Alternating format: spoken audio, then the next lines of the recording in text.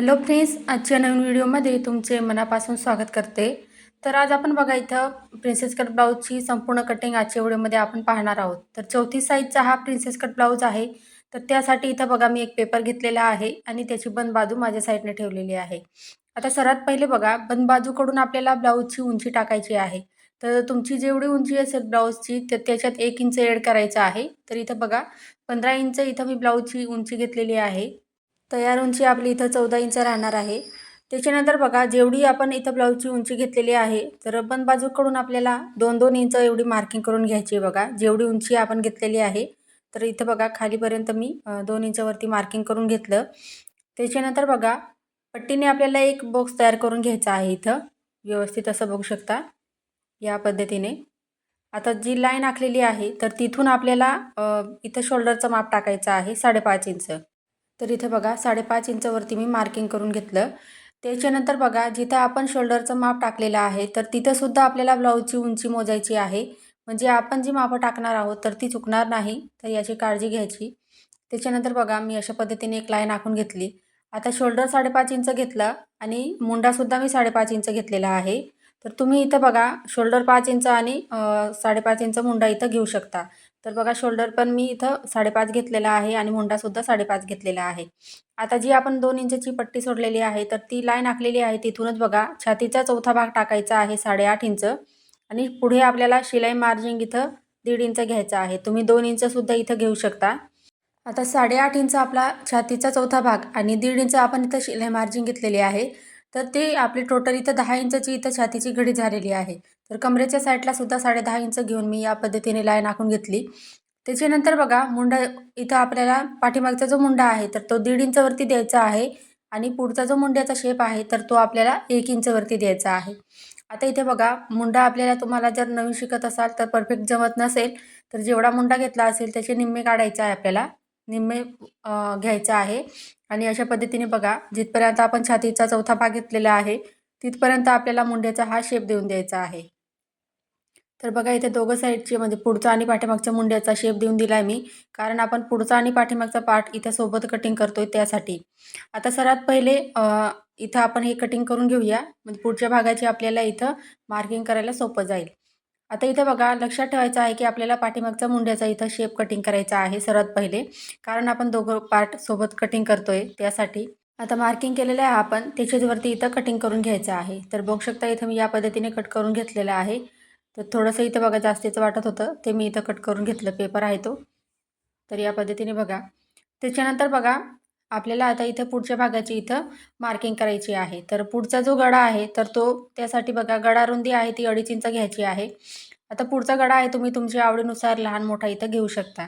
तर 7 इंच मी पुढचा गळा घेतलेला आहे. गळा रुंदी 2.5 इंच घेतली खाली आणि अशा पद्धतीने बघा गळ्यासाठी आपल्याला बॉक्स तयार करून घ्यायचा आहे व्यवस्थित असं.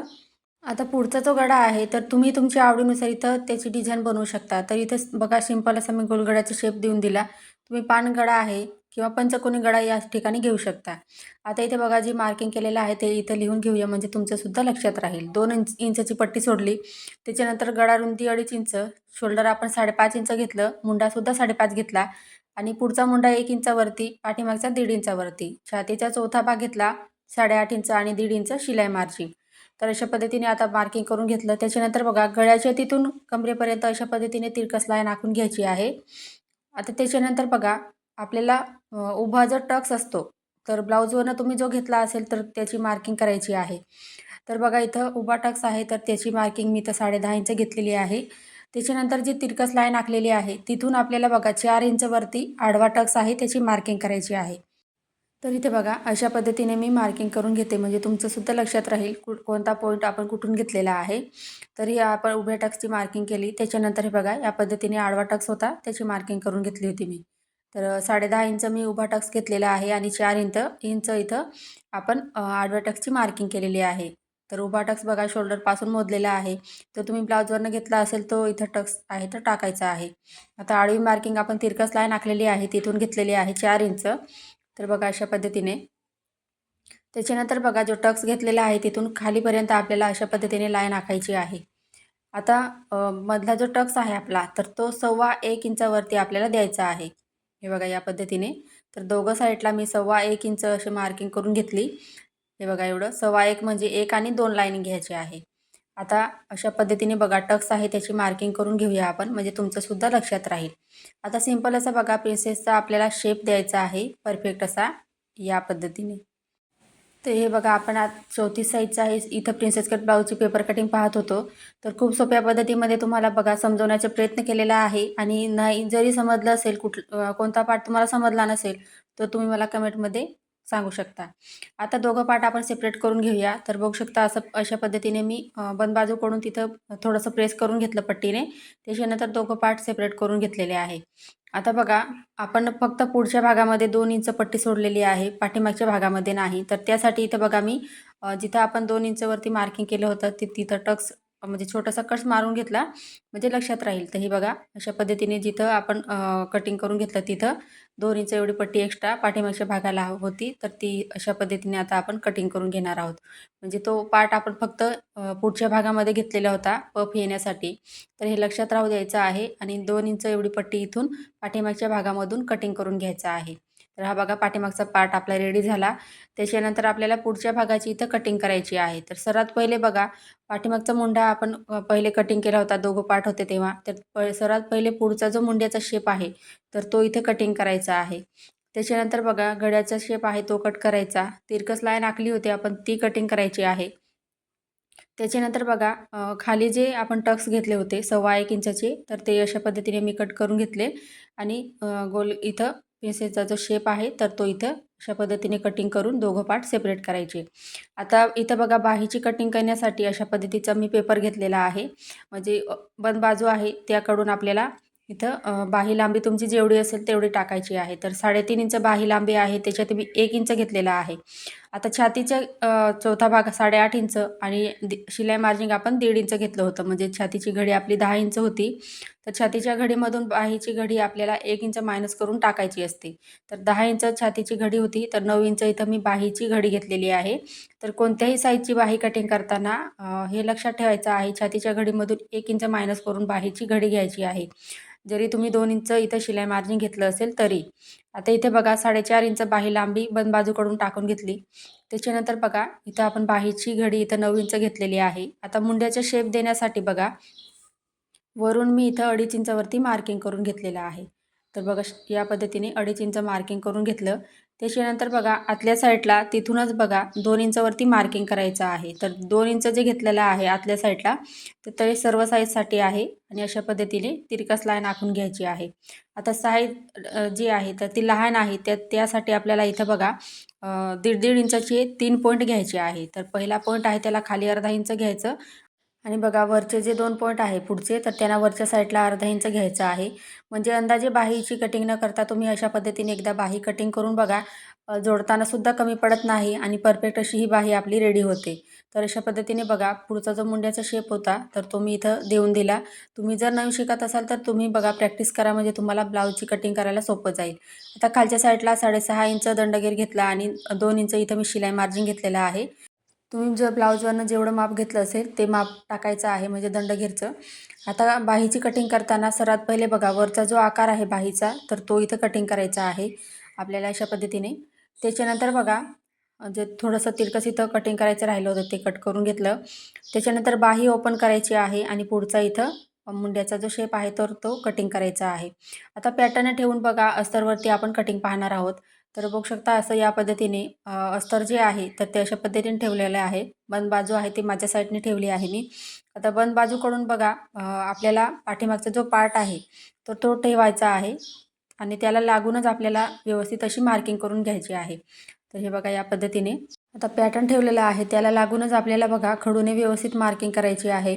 कारण आपण बघा पेपर पॅटर्न तयार करताना जेवढी मार्जिंग लागत असेल तेवढी आपण इथं घेतलेली आहे पेपर कटिंग करताना. तर ब्लाऊजची कटिंग करताना पॅटर्न आहे तर ते जसे तसे ठेवून आपल्याला इथं आखून घ्यायचं आहे आणि व्यवस्थित असं कटिंग करायचं आहे. तर बघा इथं पाठीमागचा जो पार्ट आहे तर तो इथं मी कटिंग करून घेतलेला आहे, बघू शकता तुम्ही. तर या पद्धतीने त्याच्यानंतर बघा आपण सर्वात पहिले बाहीची कटिंग करून घेऊया, म्हणजे आपल्याला पुढचे पार्ट कटिंग करायला सोपं जाईल. तर इथं बघा अस्तरचं कापड आहे तर ते खालीवर आहे, तर त्यासाठी इथं बघा मी व्यवस्थित असं अस्तर आहे ते एकमेकांवरती ठेवून घेतलेलं आहे. तर या ठिकाणी बघा आता बाही व्यवस्थित ठेवायची आहे आणि व्यवस्थित मार्किंग करून घ्यायचं आहे. तर हा जो ब्लाऊज आहे तर त्याची तुम्हाला शिलाईचा व्हिडिओ पाहायचा असेल तर तुम्ही मला कमेंटमध्ये नक्की सांगा. म्हणजे संपूर्ण ब्लाऊजची शिलाई फिटिंग वगैरे व्यवस्थित कशी काय बसलेली आहे. तर तुम्हाला जर पाहायचं असेल तर कमेंटमध्ये मला नक्की सांगा. तुम्हाला पूर्ण स्टिचिंगचा व्हिडिओसुद्धा पाहायला भेटेल. तर बघा इथं मार्किंग करून घेतलेलं आहे मी आणि त्याच्यानंतर अशा पद्धतीने कटिंग करून घ्यायचं आहे. जे मार्किंग केलेलं आहे त्याच्यावरती आपल्याला. तर पहा मी व्यवस्थित असं अस्तर आहे ते व्यवस्थित ठेवून घेतलं. त्याच्यानंतर अशा पद्धतीने मार्किंग केलेलं आहे त्याच्यावरती कटिंग करून घ्यायचे आहे. त्याच्यानंतर बघा आपल्याला इथं पुढचे जे पार्ट आहेत तर ते कशा पद्धतीने कटिंग करायचं आहे.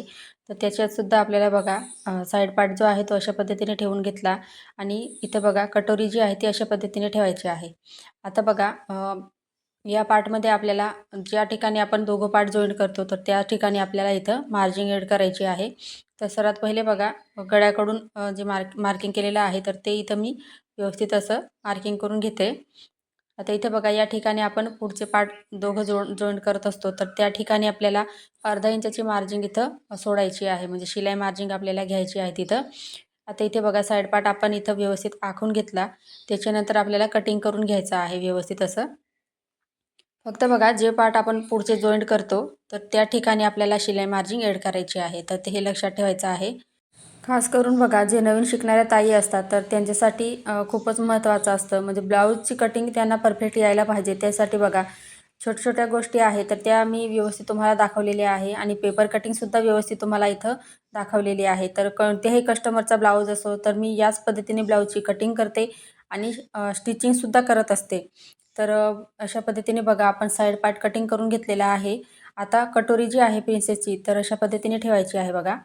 तर फिटिंगच्या साईडहून व्यवस्थित मार्किंग करून घ्यायचं आणि इथं बघा जो पार्ट आपण जॉईन करणार आहोत तर तिथून बघा या पार्टला सुद्धा अर्धा इंच इथं एक्स्ट्रा सोडून दिलेला आहे मी. आता कटिंग करून घ्यायचं आहे. तर इथे बघा सर्व पार्ट जे आहे तर ते आपण अस्तरवरती या पद्धतीने व्यवस्थित आखून घेतलेलं आहे. त्याचबरोबर कटिंगसुद्धा इथं करून घेतो आहे. तर या पद्धतीने बघू शकता सर्व पार्ट कट करून घेतले. आता इथे बघा हा ब्लाऊज पीस घेतलेला आहे. तर तो बघा या पद्धतीने मी घडी घालून घेतलेला आहे. म्हणजे सरळ जी बाजू आहे कापडाची तर वरच्या साईडला आहे. आता काठ दिलेले होते म्हणजे तिथं लेस दिलेली आहे बाहीसाठी. तर त्या ठिकाणी बघा मी बाही ठेवून कटिंग करून घेतलं. आता बंद बाजू आहे ती माझ्या साईडने कापडाची ठेवलेली आहे. आता कापड आहे तो व्यवस्थित करायचा आहे बघा. व्यवस्थित ठेवून घ्यायचा. त्याच्यानंतर बघा आपल्याला पुढे पार्ट आहे ते कटिंग करायचे आहे. तर कापड बघा एकमेकांवरती व्यवस्थित ठेवून घेतला. त्याच्यानंतर आता आपल्याला बंद बाजूकडून पाठीमागचा जो पार्ट आहे तर तो ठेवायचा आहे आणि अर्धा इंचाची मार्जिन सोडून आपल्याला कटिंग करायचं आहे. आता इथे बघा आपण पॅटर्न जे आहे तर ते कटिंग करून अस्तरवरती जेव्हा ठेवले तर ते आपण जसे होते तसेच इथं आखून घेतले अस्तरवरती. आता आपण बघा इथं अस्तर कटिंग करून घेतलेलं आहे. पण इथं बघा कापडावरती जेव्हा ठेवतोय तर तेव्हा अर्धा इंच किंवा पाव इंच एक्स्ट्रा कापड सोडून आपण इथं कटिंग करायची आहे. म्हणजे आपल्याला अस्तर जोडायला सोपं जाईल. तर फ्रेंड्स तुम्हाला आजचा व्हिडिओ आवडला असेल तर व्हिडिओला लाईक करा. चॅनलवर नवीन असाल तर चॅनलला सबस्क्राईब करा जेणेकरून नवीन व्हिडिओ सर्वात पहिले तुमच्याजवळ पोहोचेल. पुढचा व्हिडिओ तुम्हाला कोणत्या टॉपिकवर पाहायचा आहे ते सुद्धा मला कमेंटमध्ये नक्की सांगा. आजचा व्हिडिओ पूर्ण पाहिल्याबद्दल तुमचे खूप खूप मनापासून धन्यवाद.